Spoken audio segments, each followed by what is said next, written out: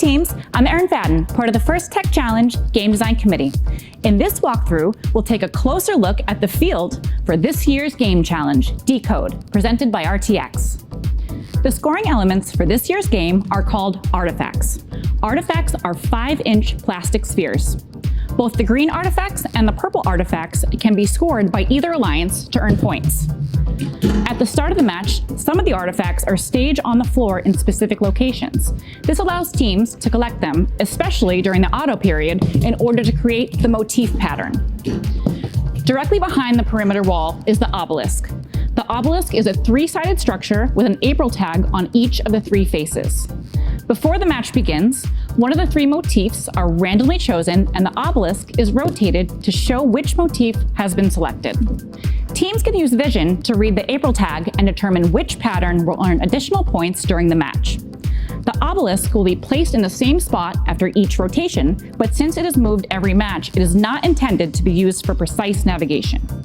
On the field is a red goal and a blue goal. Each goal is located in the corner of the field and they are mirror images of each other. The goals are made out of an aluminum metal structure and thick corrugated plastic panels. The front lip of the goal is 38.75 inches off the floor. On the floor at the front face of the goal is a tape line.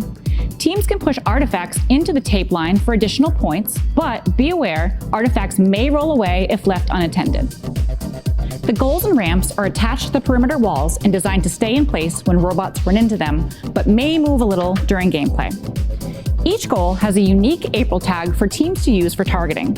As robots launch artifacts into the goal, the artifact will exit and roll down the ramp. Most of the time, the artifacts that enter the goal first will exit the goal first, but robots that can launch quickly might need to slow down between shots to ensure the artifacts stay in order. Once an artifact exits the goal, it will roll down the classifier ramp. At the end of each ramp is a gate. The gate will be in a closed position until a robot pushes it open. A closed gate will stop the flow of artifacts and allow them to collect on the ramp. Once the ramp is full, any additional artifacts scored will overflow and roll towards the exit. Robots can open the gate by pushing down or driving into the extended lever.